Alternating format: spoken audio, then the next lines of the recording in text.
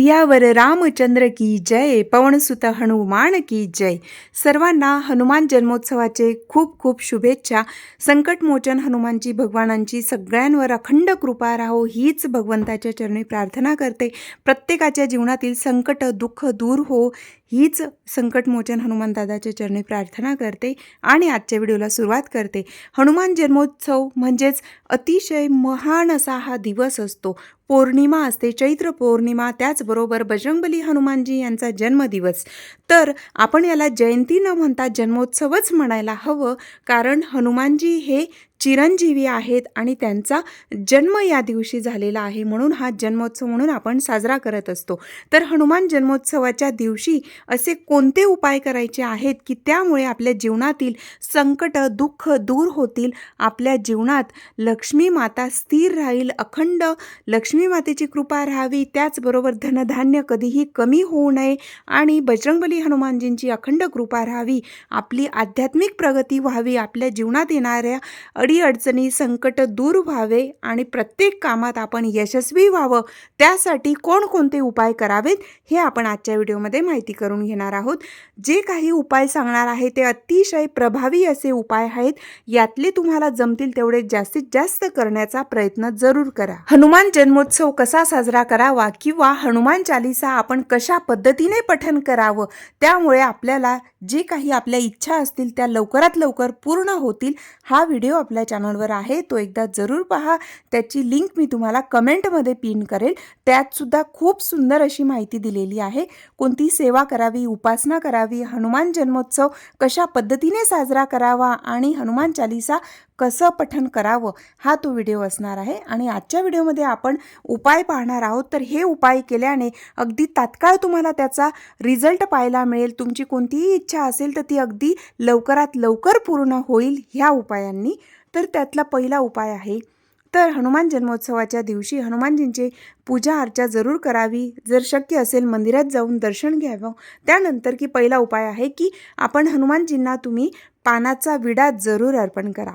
पानाचा विडा तुम्ही घरी बनवला तरी चालू शकतं किंवा दुकानात सुद्धा तुम्हाला ते सहज मिळतं। पानाचा विडा अर्पण केल्याने जर तुम्हाला शत्रूंचा त्रास असेल किंवा शत्रुपीडा असेल किंवा तुमची कोणतीही अडकलेली कामं असतील आणि अतिशय महत्त्वाची कामं असतील आणि ती अडकलेली असतील, त्यात कोणताही मार्ग सापडत नसेल, तर अशा वेळेला हनुमानजींना पानाचा विडा अर्पण केला तर तुमची अडकलेली कामं मार्गी लागतील आणि शत्रूचा त्रास होत असेल तर शत्रुपीडेपासून सुद्धा तुम्हाला मुक्ती मिळेल। त्याचबरोबर जर कोणी करणी बाधा केलेली असेल किंवा जादूटोणा केलेला असेल, त्यामुळे तुमची कामं होत नसतील, प्रत्येक कामात अपयशी होत असतील, तेव्हा हनुमानजींना पानाचा विडा जरूर अर्पण करा। त्यानंतरचा दुसरा उपाय, रुईची पानं असतात, तर रुईच्या पानांवर तुम्ही राम नाव लिहून श्रीराम किंवा सीताराम असं लिहा किंवा फक्त राम नाव लिहायचं आहे। रुईची पानं आणून ती स्वच्छ धुवून घ्यायची आहेत। रुईची पानं ही तुम्ही 5, 7, 11, 21, 51, 108 ह्या पद्धतीने पण अर्पण करू शकता, जेवढी तुम्हाला मिळतील तेवढी।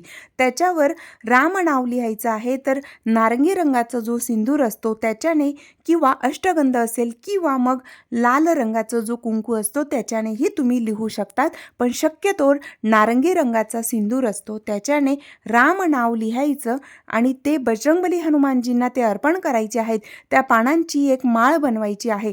लाल रंगाचा जो धागा असतो, कलावा किंवा ज्याला रक्षासूत्र म्हणतो, तर त्याच्यात आपल्याला ती पानं ओळायची आहेत आणि ती पानं सुईने त्याला होल करायचं नाही, एखादी काही दुसरी काडी वगैरे असेल त्याच्याने त्याला होल करून ती माळ बनवून ती बजरंगबली हनुमानजींच्या मंदिरात जाऊन अर्पण करा।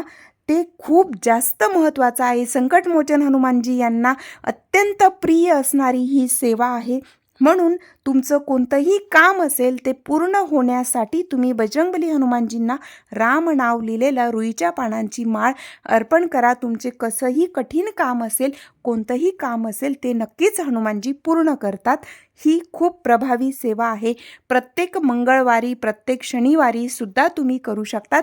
त्याचबरोबर हनुमान जन्मोत्सवाच्या दिवशी नक्कीच करा। त्यानंतर आपल्या घरातील आपल्या मुलांचा वाढदिवस असेल त्या दिवशी सुद्धा आपल्या मुलांकडून ही सेवा जरूर करून घ्या। त्यानंतरचा तिसरा महत्त्वाचा उपाय म्हणजेच जो नारंगी रंगाचा सिंदूर असतो त्यात चमेलीचं तेल टाकून जर तुम्ही ते हनुमानजी यांना अर्पण केलं, घरातील महिलांनी आपण जेव्हा हनुमानजींच्या मंदिरात जातो, जर लाल रंगाची म्हणजे शेंदुरी रंगाचं जे हनुमानजी असतात त्यांचे नियम असतात, त्यांना आपण महिलांनी स्पर्श करू नका. फक्त तुम्ही लांबून दर्शन घेतलं, मंदिरात जाऊन तुम्ही सेवा, उपासना, नामजप करू शकतात, पण मूर्तीला स्पर्श करायचा नाही, एवढंच. पण घरातील आपली मुलं असतील किंवा तुमचे मिस्टर असतील त्यांच्याकडून तुम्ही ही सेवा नक्कीच करून घ्या. लाल रंगाचा म्हणजे नारंगी रंगाचा सिंदूर त्यात चमेलीचं तेल घालून ते हनुमानजींना अर्पण केल्यामुळे तुमच्यावर जर कोणताही करणी बाधा झालेली असेल किंवा तुम्हाला शारीरिक समस्या असतील, आरोग्याच्या समस्या असतील, त्यासाठी तुम्ही करू शकता. त्याचबरोबर साडेसातीचा त्रास होत असेल किंवा शनीची ढैया किंवा ज्याला आपण अडीचकी म्हणत असतो, असा त्रास असेल तर त्यांनी प्रत्येकाने हा उपाय जरूर करावा. त्यामुळे जीवनात येणाऱ्या संकट, दुःख, बाधा असतील आणि आरोग्याच्या समस्या असतील त्यासुद्धा दूर होतात. त्यानंतर चौथा उपाय आहे की बजरंगबली हनुमानजी यांना तुलसीपत्र अर्पण करा. तुलसीपत्र अर्पण करताना ते सुद्धा तुम्ही अगदी एक अर्पण केलं तरी चालेल, पण शक्य होत असेल तर तुळशीची माळ बनवायची, म्हणजे तुळशीची पानं असतात त्यांची माळ आपण बनवायची आणि तुळशीपत्रावर सुद्धा राम नाव लिहून ते बजरंगबली हनुमानजींना जर तुम्ही अर्पण केलं, हनुमान जन्मोत्सवाच्या दिवशी तुळशीपत्र हे 11, 21, 51, 108 ह्या पद्धतीने तुळशीची माळ बनवायची आहे तुळशीपत्राची आणि त्याच्यावर राम नाव लिहून जर ते अर्पण केलं तर तुम्हाला कधीही म्हणजे तुमच्या घरातून लक्ष्मी माता कधीही जाणार नाही. सांगण्याचा उद्देश एवढाच की आपल्या घरात अखंड लक्ष्मीचा वास राहतो आणि धनधान्य समृद्धी आपल्या घरात राहते. म्हणून हा उपाय जरूर करा. लक्ष्मी प्राप्तीसाठीचा अतिशय महान असा हा उपाय आहे, प्रत्येकाने जरूर करा. त्यानंतरचा पाचवा उपाय आहे की बजरंगबली हनुमानजी यांना मंदिरात जाऊन किंवा तुम्ही तुमच्या देव्हाऱ्यात हनुमानजी असतील, फोटो असेल, त्या ठिकाणी सुद्धा हा उपाय केला तरी चालेल, पण शक्यतोवर मंदिरात जाऊन केलं तर अतिउत्तम. तर हनुमानजींना बुंदीचे लाडू किंवा बेसनाचे लाडू जरूर अर्पण करा. हनुमान जन्मोत्सवाच्या दिवशी शक्य होईल तेवढं तुम्ही ही सेवा करू शकतात आणि नसेल जास्त शक्य तर कमीत कमी 5 बुंदीचे लाडू जर तुम्ही हनुमानजींना अर्पण केले तर तुमची कोणतीही इच्छा असेल तर बजरंगबली हनुमानजींच्या कृपेने ती नक्कीच पूर्ण होते.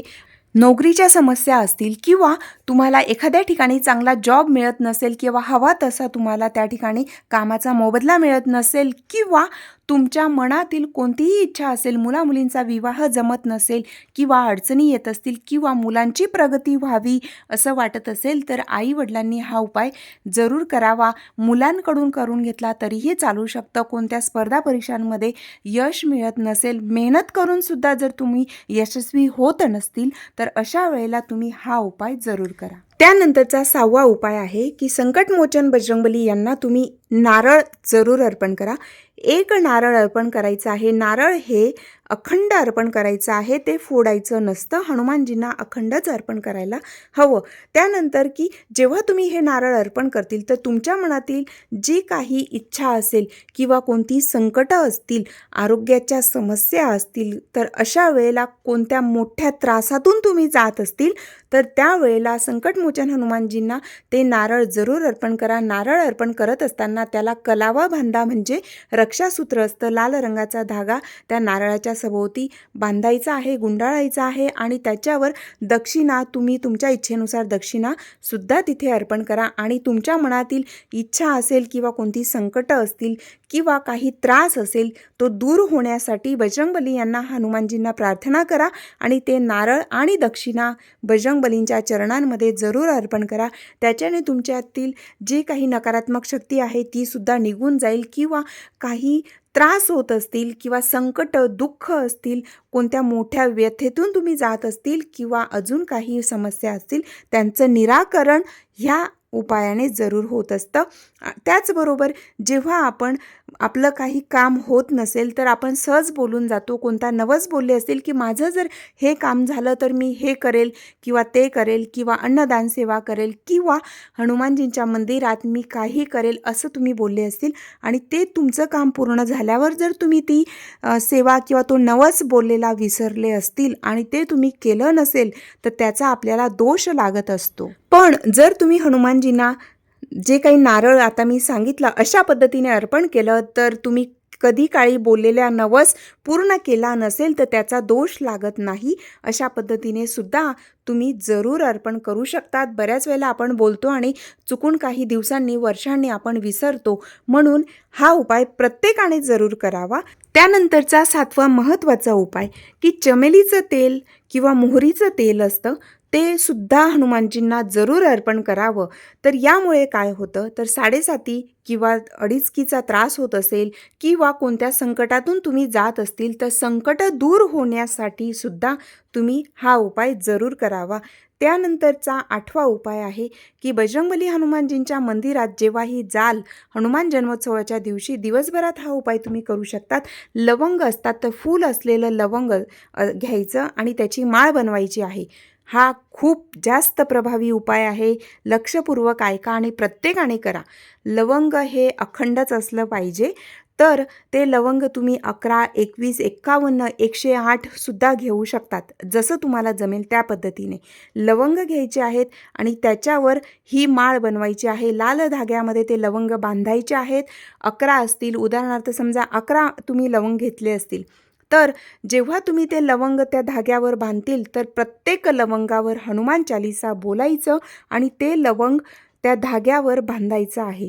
असे 11 वेळा हनुमान चालीसा बोलायचं. प्रत्येक लवंग बांधण्यापूर्वी हनुमान चालीसा बोलायचं आणि मग ती लवंगची माळ तयार करायची आहे. 11 लवंग असतील तर 11 वेळा हनुमान चालीसा बोला. 7 लवंग असतील तर 7 वेळा हनुमान चालीसा बोलून ती जी माळ असणार आहे ती बजरंगबली हनुमानजींच्या मंदिरात जाऊन ती माळ हनुमानजींना अर्पण करा. हनुमान चालीसा बोलण्यापूर्वी राम नाव जरूर बोला आणि मग हनुमान चालीसा बोला. हनुमान चालीसा बोलून झालं की पुन्हा राम नाव बोलायचं आहे आणि प्रत्येक लवंगावर अशाच पद्धतीने राम नाव, हनुमान चालीसा आणि राम नाव असं बोलायचं आणि ते लवंगाची माळ हनुमानजींना अर्पण केल्यामुळे तुमच्या जीवनातील संकट, दुःख दूर होऊन बजरंगबली हनुमानजींची अखंड कृपा तुमच्यावर राहील. हनुमानजींचं सुरक्षा कवच आपल्या सभोवती राहावं असं वाटत असेल तर हा उपाय प्रत्येकाने जरूर करा. त्यानंतरचा 9वा उपाय आहे की बजरंगबली हनुमानजींच्या मंदिरात चणे आणि गूळ जरूर अर्पण करा. त्यामुळे काय होतं तर सर्व ग्रह अनुकूल होतात. जर समजा तुम्हाला ग्रह दोष असेल, कारण आपल्या कुंडलीतील जी ग्रहमान असतात त्यानुसार आपल्याला संकट, दुःख भोगावी लागत असतात आणि ग्रहांची तीव्रता कमी होण्यासाठी आपण हा उपाय जरूर करावं. संकटमोचन हनुमानजी यांची सेवा उपासना केली आणि अशा पद्धतीने आपण हे उपाय केले तर सर्व ग्रह अनुकूल होतात.